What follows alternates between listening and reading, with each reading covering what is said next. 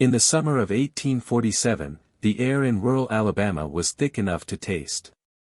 The sun hung over the red fields like a punishment, and the wind that once carried laughter from the plantations had long since gone still.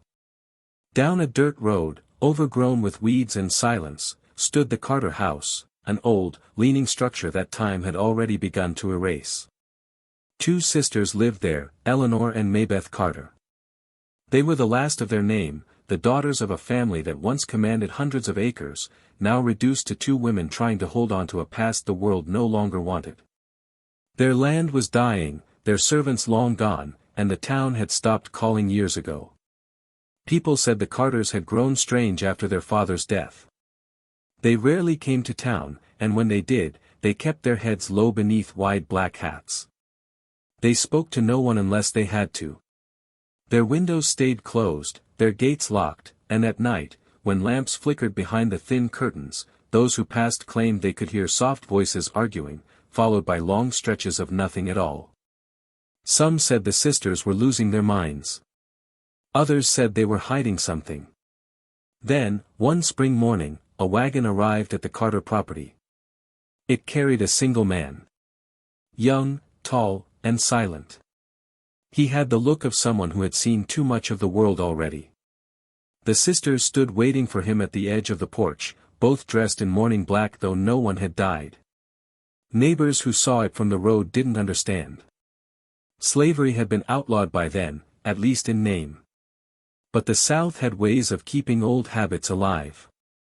What happened behind the walls of that house was no one's concern, or so people liked to believe. From that day on, the sisters stopped coming into town entirely. The fields went untended, and the letters that used to arrive for Eleanor were returned unopened. No one saw the man again, not even in the fields where he was meant to work. Still, smoke rose from the chimney every evening. Some said he had run away. Others said he hadn't been allowed to. Months passed, and with them came whispers. That one of the sisters had fallen ill. That someone had been seen crying in the orchard at night. That the man they brought into that house had become something more than a servant. But no one dared to ask. Alabama in those days had its own kind of silence, a silence that protected some and condemned others. By winter, only one sister was seen again. Her hair had turned white though she was barely 30. When asked where her sister was, she said she had gone north to stay with relatives. No one believed her. The man was never mentioned, not even once. The doors of the Carter house closed again, and this time, they stayed that way. Years later, when the property was finally sold, the new owners said the house smelled of damp earth and iron. They found a locked room upstairs, the key long missing. Inside, there was nothing but a single rocking chair facing the window and a small cradle covered in dust. No one could explain who it belonged to. The Carter name disappeared from county records soon after. The land changed hands, the house fell apart, and the story became a warning told in hushed tones at the edge of the town's history. Yet, when the wind passes through those empty fields even now, some swear it carries the sound of a woman's voice calling a name that no one remembers. What happened inside that house remains a mystery, one that began with loneliness, ended in silence, and left behind a story Alabama never wanted to tell. Before we dive into this story, please subscribe and comment where you are watching from. Eleanor Carter was the elder by 3 years, her manner sharp and deliberate, every movement measured as though she were afraid the world might slip away if she moved too fast. She had her father's eyes, cold and steady, and the kind of voice that could make a command sound like a prayer. Maybeth was the opposite, soft-spoken, restless, with a face that seemed always to be searching for something just beyond reach. They had grown up surrounded by wealth that was already dying. Their father's plantation had been one of the largest in Montgomery County, but by the time the sisters inherited it, the fields were bare, the workers gone, and the great house that once hosted politicians and planters had become little more than a memory of grandeur. The Carter family had been proud people, bound to the old ways of the South even as the world began to change. When their father died, the last of his fortune went to pay debts, leaving the sisters with the house, a few pieces of land too dry for planting, and a name that still carried weight in a county that measured worth in history more than in money. They were respected out of habit, pitted in secret, and quietly judged by those who believed women had no place without men to guide them. The sisters tried to maintain the illusion of control. They wore their mother's lace gowns to Sunday service, even when the seams frayed. They spoke politely to neighbors who visited out of obligation, offering sweet tea made from sugar they could barely afford. But the truth lingered beneath every gesture: they were women alone in a world that allowed no freedom without consequence. Their servants were gone, their crops failed year after year, and the men who once courted them had either married elsewhere or vanished in pursuit of fortunes the Carters no longer had. Eleanor saw the decay for what it was. She believed the house could be saved if she could reclaim what her father had lost, a sense of authority, of order. She spoke often of discipline, of restoring the land, of hiring new help. But there was an edge to her words, a quiet bitterness that grew each time the world ignored her attempts to belong. Maybeth, younger and less certain, lived in the shadow of her sister's will. She had the heart of someone who dreamed too much, reading her mother's old novels by the window until dusk, imagining a life beyond the boundaries of Alabama. As the years passed, their isolation became their routine. The town moved on without them. New families arrived, factories replaced farms, and the Carters became relics of a fading story. Visitors dwindled. Days folded into one another, measured only by the sound of the front gate creaking and the slow drip of rain through the roof. The house that had once been filled with voices became a hollow space where time itself seemed to pause. It was during one of those long, breathless summers that Eleanor began to speak of needing help again. The fields behind the property had grown wild, the barn leaned to one side, and the fences had long since fallen. She said they could not survive without labor, that the house needed hands, that their father would never forgive them for letting his legacy rot. Maybeth listened, half agreeing, half afraid of what her sister truly meant. She reminded Eleanor that times had changed, that people no longer traded in bodies as they once had. But Eleanor only smiled, a slow, careful smile that never reached her eyes. Weeks later, a letter arrived from a man her father had once known in Mobile, a man who still dealt in what he called arrangements. No one saw the exchange that followed. There were no witnesses, no signatures recorded, only the sound of a wagon arriving at dusk and Eleanor's voice instructing Maybeth to open the gates. That night, the Carter house glowed faintly against the dark sky, and by morning, a stranger was living under their roof. He was called Samuel by the man who brought him, though no one knew if that was his real name. He was tall, broad-shouldered, with a presence that seemed to fill the air around him. His skin bore the marks of work long done, faint scars that told stories he would never speak. He did not look anyone in the eye when he arrived, not out of fear, but out of something deeper, something that spoke of a man who had already learned that silence was its own kind of survival. Eleanor greeted him with the careful tone of someone speaking to property, but her gaze lingered longer than it should have. Maybeth stood behind her, curious and uneasy, clutching her hands until her knuckles whitened. The man said little. He bowed his head once, was given a place to sleep in the shed behind the main house, and by dawn, he was already at work repairing what the sisters had long ignored. He did what was asked without question. He mended the fences, cleared the overgrown fields, rebuilt the old chicken coop, and carried water from the well without being told twice.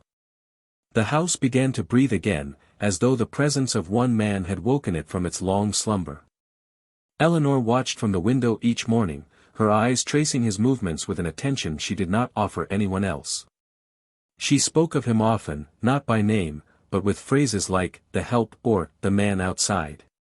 Yet in her voice there was something that unsettled even her, an inflection that sounded almost like gratitude. Maybeth noticed it too. She watched how Eleanor's tone changed when she gave instructions, how her sister lingered near the porch railing when Samuel passed. At first, she dismissed it as simple relief, someone had finally brought order to the chaos of their land. But as days turned to weeks, the atmosphere of the house shifted. The dinners grew quieter, the silences longer. Eleanor spent hours inspecting his work, though there was little left to correct. And sometimes, Maybeth would catch Samuel's eyes lifting toward the window, meeting Eleanor's gaze for the briefest moment before returning to his task. In town, the whispers began. A trader had seen a man at the Carter estate, working alone, treated with an odd kind of care. It was said Eleanor fed him from her own kitchen, that she allowed him to speak to her directly. Such things were not done, not then, not in Alabama. Neighbors spoke softly but often, wondering what business two unmarried women had keeping a man on their property without supervision. They questioned his origins, his manner, and the fact that he was never seen in church, never came to market, never spoke to anyone at all. Inside the house, the unease grew. Maybeth could sense it in the air, thick and restless. She found her sister one evening standing at the edge of the porch long after sunset, the lantern burning low in her hand. When Maybeth asked what she was waiting for, Eleanor said only, "He's still out there." Her voice was calm, but her expression betrayed something else, a fascination she could neither explain nor control. Samuel kept his distance. He obeyed, but not in the way others once had. There was no fear in his movements, only quiet strength, as if he knew the balance of power could shift with a single decision. When he was spoken to, he answered briefly, his words carrying a weight that unsettled Eleanor. She began to ask him questions she had no right to ask, where he came from, what he believed in, whether he missed anyone. He never gave her the satisfaction of a full answer. Still, she kept asking. One night, a storm broke across the valley. The wind tore through the fields, slamming shutters against the walls. The sisters huddled inside, candles flickering in the dark. When the roof began to leak, Maybeth ran to fetch a pail, but Eleanor was already gone. She found her outside moments later, drenched, standing near the shed. The door was open, and inside, Samuel stood waiting, his face calm, unreadable. Eleanor said nothing. Neither did he. From that night on, the light in Eleanor's room burned later than usual. Maybeth pretended not to notice. The next morning, she found her sister in the garden, her dress damp with dew, her hands trembling slightly as she poured tea. Nothing was said between them. But the silence carried a new weight now, one that neither dared to name. The days grew longer, the air heavier, and what began as quiet curiosity turned into something neither sister could control. Eleanor had changed. Her voice softened when she spoke his name, her footsteps lighter when she walked through the house. She spent her mornings near the window where he worked and her evenings writing in a small leather journal she kept locked inside her desk. Maybeth noticed every detail, the way Eleanor's hands lingered on the teacup after he passed it to her, the way her eyes followed him even when she pretended not to look. What unsettled Maybeth most was not what she saw, but what she began to feel herself. She had tried to avoid him, to keep her distance. But there were moments when Samuel crossed her path, moments that left her shaken. Once, she found him in the orchard repairing a fence. He turned as she approached, and for a heartbeat, she forgot to breathe. There was nothing improper in his manner, nothing said or done, only the quiet recognition between two people who knew they were not meant to share the same world. She returned to the house that day unable to meet her sister's eyes. Eleanor grew possessive in ways she did not understand.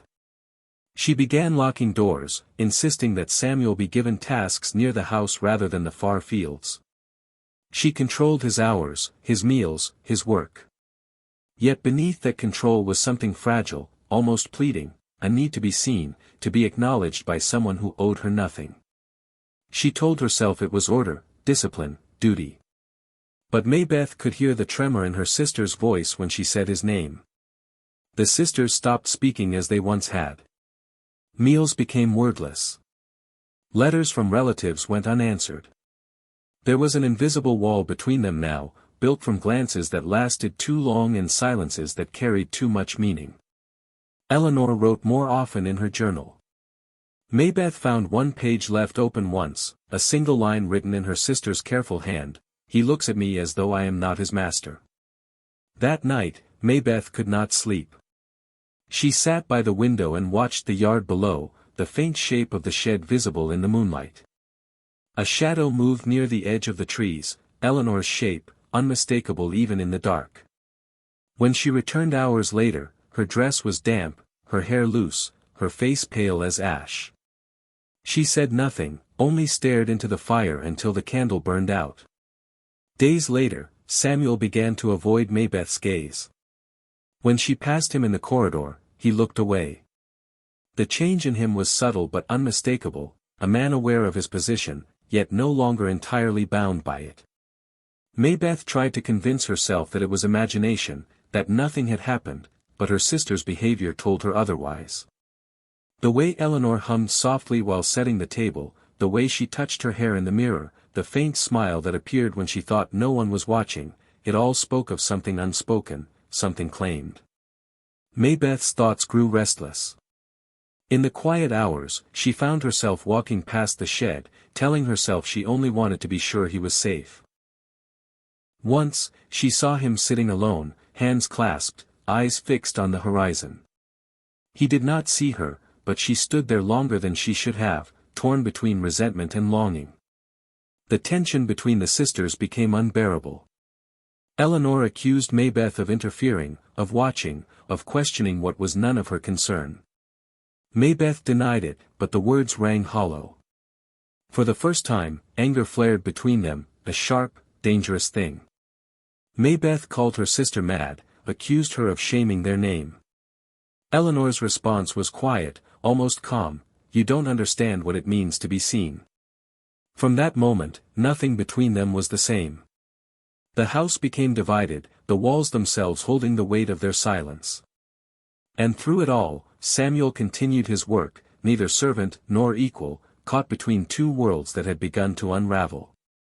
For them, he was not a man. He was powerful. He was a freedom they could never claim. And though none of them dared to speak it, each knew that whatever bound them together was already leading them toward an ending none could escape. The summer that followed brought no rain. The air clung to the house like a fever, heavy and unmoving. Inside, the silence had changed again. It was no longer the quiet of distance but of something waiting to be spoken. Eleanor watched her sister more closely now, her eyes sharp, her patience thin. She noticed how Maybeth moved slower than before, how her dresses no longer fit as they once had, how her hands lingered at her stomach when she thought no one was watching. At first, Eleanor tried to ignore it, telling herself it was nothing, that the heat had weakened them both. But the truth was written across her sister's body, and denial could no longer hide what was plain to see. One evening, as the light drained from the fields, Eleanor stood behind Maybeth while she brushed her hair. The reflection in the mirror told her what she had been refusing to name. Maybeth's face was pale, her eyes hollow, and beneath her dress, a faint curve that could not be explained away. Eleanor's hand trembled as she set the brush down. The sound of it striking the table was small, but it broke something between them. Maybeth met her sister's eyes in the glass and said nothing. She didn't need to. That night, the house felt alive with the weight of what had been uncovered. Samuel worked later than usual, fixing a broken beam in the barn, unaware that his world had already changed. When he returned to the house for water, Eleanor was waiting in the doorway. She didn't speak at first. The lantern light cast her face in shadow, but her voice, when it came, was low and deliberate. She asked him questions she already knew the answers to: where he went at night, who he spoke to, whether he had disobeyed her. He said nothing. His silence condemned him. In the days that followed, the house became a quiet battleground. Doors closed sharply, footsteps echoed through empty halls, and the air between them grew colder. Maybeth spent her mornings in her room, shutters drawn, her face turned away from the light. Eleanor roamed the halls like a ghost, her grief twisting into fury. She began locking the pantry, keeping the keys to every door, as though control might erase the shame that now consumed her. At night, voices rose through the cracks in the walls. Maybeth pleaded for understanding, for forgiveness, but Eleanor's anger had turned into something harder, fear of what the world would say if it ever learned the truth. She spoke of their father, of their name, of how ruin would come if anyone found out. Maybeth wept, and Samuel, outside the door, heard everything. He knew then that his presence had become a threat, that the life he had been forced into was now hanging by a single breath. He tried to leave once, slipping out before dawn, but the sound of the back door creaking woke Eleanor. She found him halfway to the fields. Her voice carried across the darkness, not shouting, not pleading, just a quiet command that made him stop. She told him there was nowhere for him to go, that the world beyond their land would destroy him faster than she ever could. He turned to face her, his eyes steady, and for a moment, she faltered. Then she told him to go back inside. He did. The next morning, Maybeth appeared at breakfast wearing a shawl that did little to hide what Eleanor already knew. The silence between them was unbearable. Finally, Eleanor spoke, her words trembling as she asked, "Whose is it?" Maybeth didn't answer. She simply lowered her head, tears falling onto her plate. The quiet stretched until Eleanor's voice broke through again, this time colder. "Then it's true." By nightfall, the house was filled with the sound of movement, doors opening, footsteps in the hall, the rustle of a suitcase dragged across the floor. Maybeth was packing what little she owned.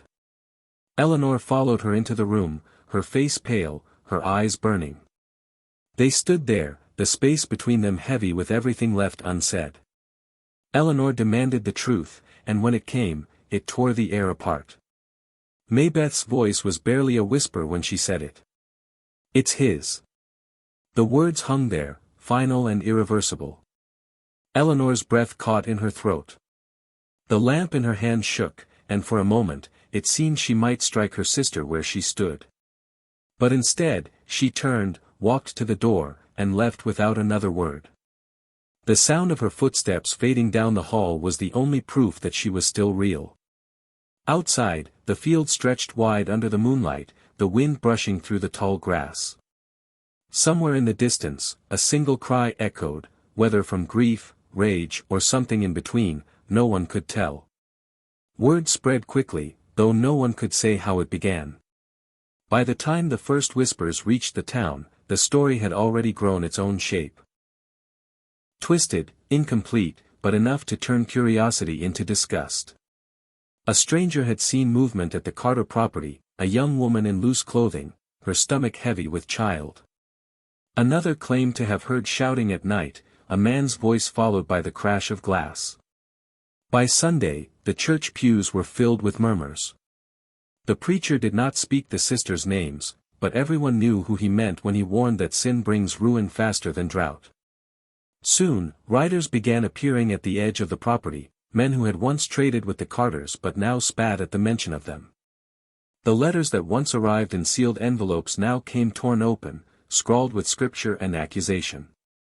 The sisters kept the doors barred, the curtains drawn, but there was no shutting out what had already begun. When a brick shattered one of the front windows, Eleanor simply swept the glass aside and sat in the same chair, unmoving. The house had become both fortress and prison. Samuel was nowhere to be seen. Some said Eleanor had sent him away in the night, paid a traveler to take him north before the mob arrived. Others said he never left the property at all, that he was buried somewhere behind the orchard beneath the rows of rotting peach trees. A few swore that years later, his voice could still be heard at dusk near the well, murmuring a prayer in a language no one recognized. The truth, like the man himself, disappeared quietly, leaving only rumor in his place. When the child came, it was late autumn. The fields had turned to dust, the air brittle with cold. Maybeth gave birth alone in the back room with no midwife, no blessing, only her sister's trembling hands to catch the child as it entered a world already waiting to condemn it. The baby's skin was lighter than Samuel's but darker than either sister's. Eleanor wrapped it in a blanket, her face pale and unreadable. Maybeth wept softly, not from pain but from the weight of what she had brought into being. For a moment, Eleanor looked at the child as though it were something sacred, then turned away. Within weeks, word reached the county judge. There would be an inquiry, not to bring justice, but to make an example. The Carter land was to be seized, the house reclaimed under the pretense of unpaid taxes. Men arrived with ledgers and rifles, pretending to serve the law but eager for spectacle. They found the sisters standing side by side on the porch, silent as the officials read the order aloud. When they entered the house, they discovered nearly everything gone, no child, no man, only the faint smell of smoke and salt water, as if the house itself had wept. In the years that followed, their story fractured into pieces, passed down like a warning. Some said the sisters vanished into the woods, others that Eleanor was seen years later immobile, pale and half-mad, clutching a baby's rattle she refused to part with. Maybeth's name faded first. Eleanor's followed soon after. All that remained were a few entries from her journal, found decades later in a trunk buried beneath the foundation. One line, faint but legible, read, "I wanted to keep what the world said I could not have." The land was eventually sold to a distant family. They built a new house where the old one had stood, but nothing grew right there again. The soil remained dry, the air heavy, and the locals said the wind carried a sound like footsteps crossing the porch at night. Those who listened long enough claimed they could hear a woman humming, soft and low, as though rocking a child no one could see. In the end, the Carter story became less about scandal and more about sorrow, a tale of two women born into power but undone by their loneliness, of a man who was never free and yet held the power to change everything, of a child who never belonged to any world that would claim it. Theirs was not a story of justice or redemption, only of what remains when pride, love, and shame are bound together too tightly to ever come apart. They say the Carter land still breathes. Not in the way soil should, but in the way memory clings to the air when too many things have gone unsaid. Travelers passing through that stretch of rural Alabama sometimes stop near the old fence line, claiming they feel watched, as though someone's eyes follow from behind the trees. Children dare each other to step past the gate at dusk, and those who do say they hear a lullaby drifting faintly from nowhere, a tune too old to belong to anyone living.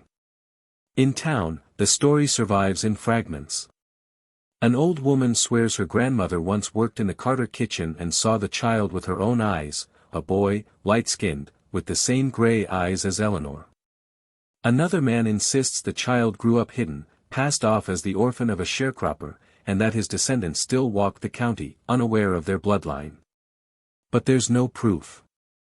No record. Only the silence that comes when people choose not to remember what their history truly held. A bundle of letters surfaced in the 1920s, found inside a church wall during renovations. They were unsigned, written in a delicate, unsteady hand. In one, the writer says, "He is the only thing left of what we did. If the world finds him, it will destroy him too." The ink had bled through the paper, as though the words themselves were meant to fade. No one ever confirmed who wrote them, but the initials at the bottom matched the name Carter. Now, the field where the house once stood lies quiet. No crops, no cattle, just grass that grows uneven, like the earth refuses to forget. Every few years, someone claims to see a lantern moving there at night, a faint light gliding between the trees before vanishing near the well. The local paper called it superstition. The older folks just nod and say, "That's the sisters checking on what's theirs." History buried their names, but their choices became echoes in the land, reminders of how power twists, how loneliness endures, and how some stories refuse to die even when everyone tries to silence them. As for the child, no one knows what became of him. Some say he escaped north and took a new name. Others whisper he never left at all, that he became the ghost the land could not let go. The truth, like the people who carried it, was swallowed whole by time. But if you stand there long enough, when the air turns cold and the wind moves through the grass, you might still hear that lullaby, soft, slow, and broken, the last sound left from a love the world refused to believe could exist. If stories like this move you, if you believe that history should never stay buried, make sure to subscribe, like, comment, and share. Because the more we tell these stories, the less power silence has to hide the truth.